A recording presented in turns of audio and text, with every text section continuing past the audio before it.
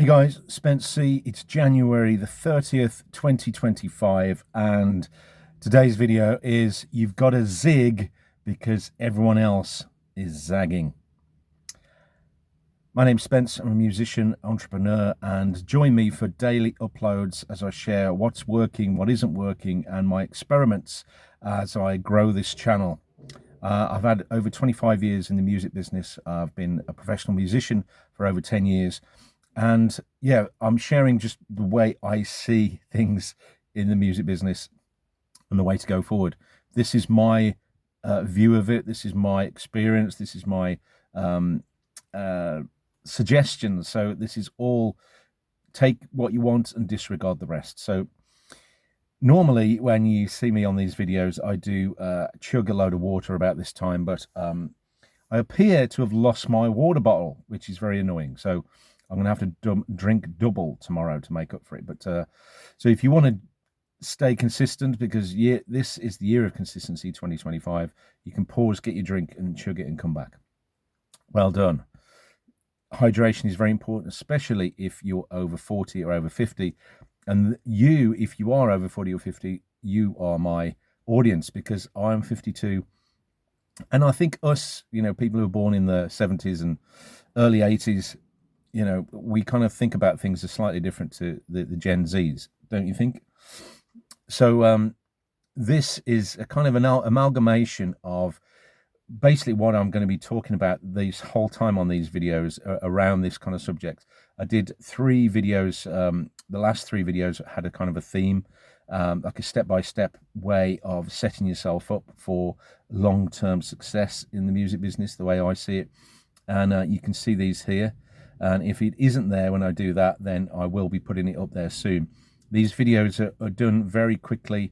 It's all very raw, unedited kind of stuff, because I have very little time in the day. I'm a father to 13-month-old, baby.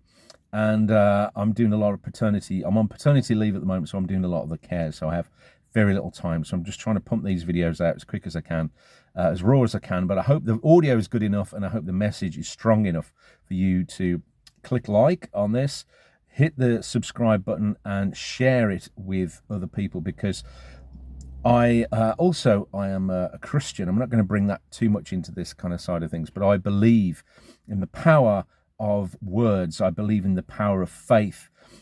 And I believe that if you're watching this video right now, then God has brought this video to you to get this message into your head, to help you to accelerate your music business or your music career. I believe that with every ounce of my being, that somebody who's watching this video will benefit from it.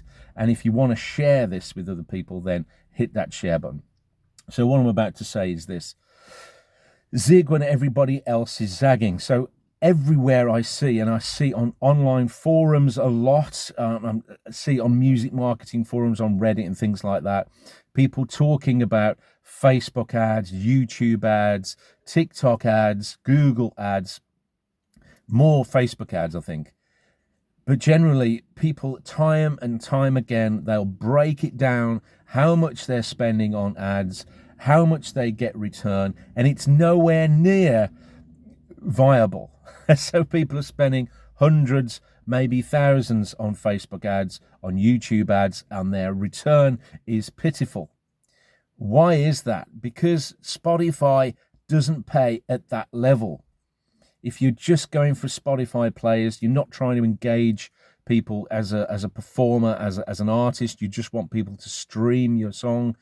That's great. It's vanity metrics, though. You might get so many thousand listeners a month. You might get a few million if you're lucky, but you're at the whim and mercy of Spotify playlists to get that kind of numbers.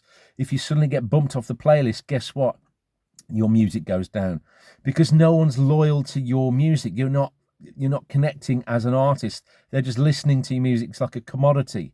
And if you're not on that playlist, they'll listen to somebody else's music.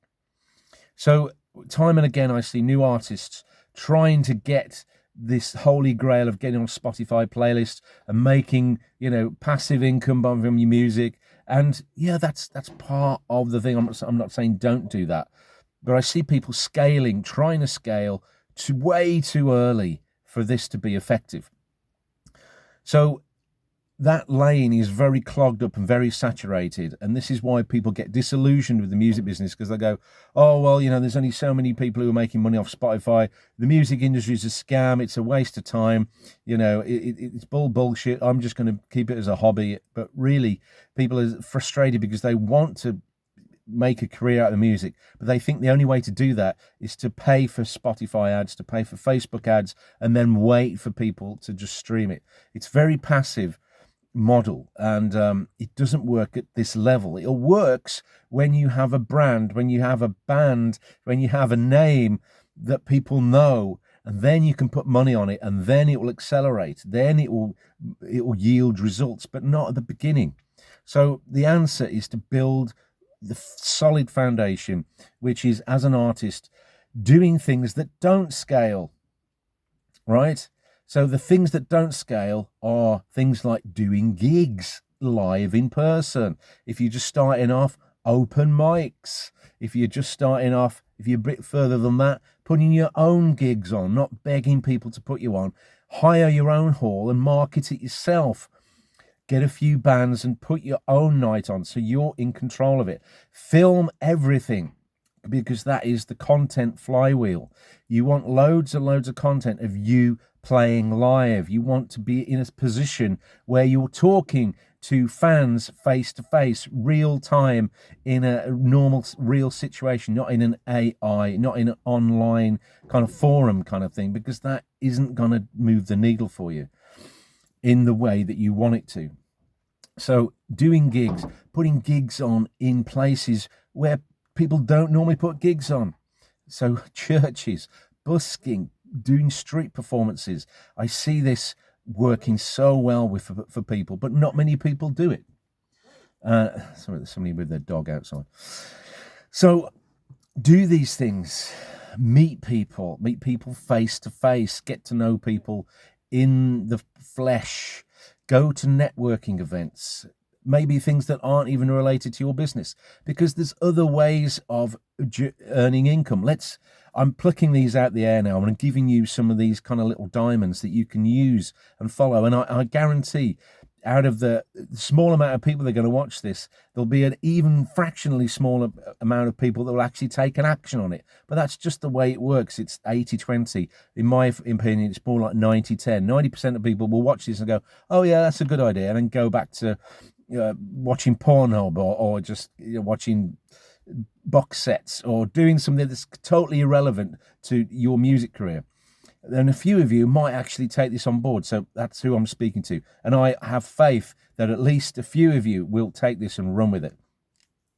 So why not get in touch with companies, big companies who have a budget? Because why is that? Because they have events. They pay for events, social events and company events, and they want things that are entertaining. They want things that are different, and they have a budget for it. So why not get to know these people, go to networking events, create a musical experience that could educate or inform and entertain? Why not do that and approach people who are in charge of the entertainment budgets at big companies? Now you're thinking, right? You can play your own music. You could look at what they're doing and then write something that fits in with that. Now, there's a lot of people who want to do sync, for example. That's a very saturated market. I'm not saying don't do it. Do it, because the rewards are quite big. But again, it's only for the very few that get through, and the very few that have built up a network who get in there. So it is about networking. It's about getting in front of people, building up relationships slowly. It's not just about pitch slapping people and going, hey, listen to my music, you. It's about getting to know people and then gradually bringing your music into it, showing up consistently every day with your music, with your brand, and showing people who you are, sharing your story. Now, if go back 3 days, these last 3 days I did a 1, 2, 3 series videos which kind of guide you through the process. If you haven't watched it, I will put it up here. Eventually it will be where my finger is, or more about. So you got to start off with your story. The story is everything. You've got to get your story straight. Then you get to know yourself. Then you get to know your audience. And then once you get to know yourself and what you're doing and why, and you get to know your audience, then the conversation is very clear.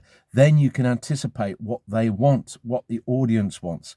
You can anticipate where you will fit in best and not trying to put yourself in places that don't want you or aren't interested in what you're doing.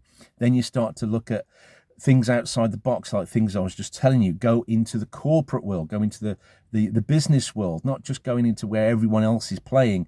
Play places where people don't think about playing. There's churches, there's schools. I managed a band years ago and they did a school tour.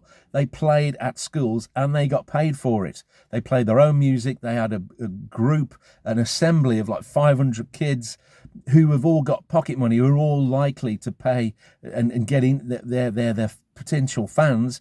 So if your music relates to that kind of demographic, if your music appeals to the teenage market, then get in front of schools. Don't waste your time trying to play gigs where teenagers aren't going to go. Go to youth clubs. And I can't advocate this enough. Get on the street if you've got, especially if you're a band, because you've got a well-honed act and you play on the street. You put yourself in front of thousands of people. You don't wait for the audience to come to you, and it's free. Normally you don't have to pay for it. You don't have to pay anyway. You obviously have to pick your spot. You don't play on private places, but you can play on, especially if you're in the UK when they have high streets that are pedestrianised, there's no traffic there. You can plonk yourself in the middle on a Friday or a Saturday night even.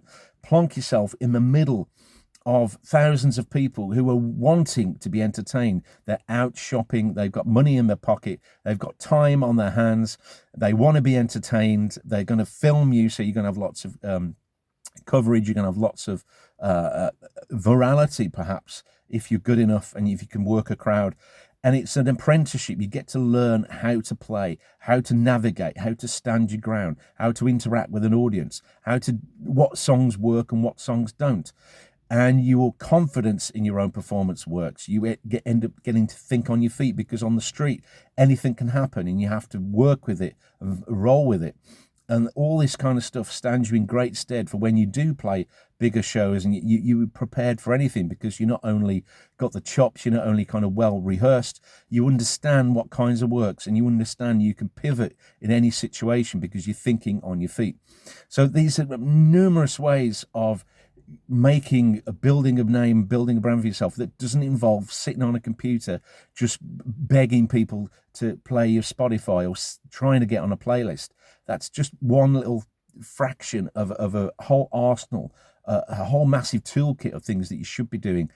So do more offline things, that don't scale to build that up. I mean, other things you could do is approach local businesses and write a song for them, write them a theme tune, because a lot of businesses are now very slowly, older businesses, switching on to old social media. What if you wrote them a song for their business that spoke to their business, and you sent it to them and they played it on their YouTube channel, or they played it in store? Then you're getting your name out there. You just think outside the box. Don't follow the herd. You got to zig when everyone else is zagging. I think you get the point, right? So if you've enjoyed this video, if you are one of the 0.1% of people who are going to get engaged with this video, it's going to light you up, and suddenly you're going to go, yes, Spence, I'm going to do this. I'm going to get my band together. I'm just going to do it myself. I'm going to go out on the street and play. I'm going to get on LinkedIn and start hitting up all the sort of entertainment people who manage entertainment budgets for big companies. I'm going to hit them up and say, hey, look, when's your next event? I've got this kind of act that could be really good for you, and that you could charge hundreds and thousands for that, and sell your music and pitch to them in that way. And if it's a chain of companies, then you get to play across the whole chain. So again, just think outside the box, think like a business, think differently to what everyone else is doing, and you will succeed. I believe in you. And drop in the comments down below zig, Z-I-G, Z-I-G, I'm in America, Z-I-G, in the comments down below, and share this video with someone who you want to share the message with. If it's someone else in your band, share it. And please subscribe to the channel. And I will see you tomorrow, because, you know, rejection is just correction. Ridicule is fuel. And resilience leads to brilliance. I will see you tomorrow.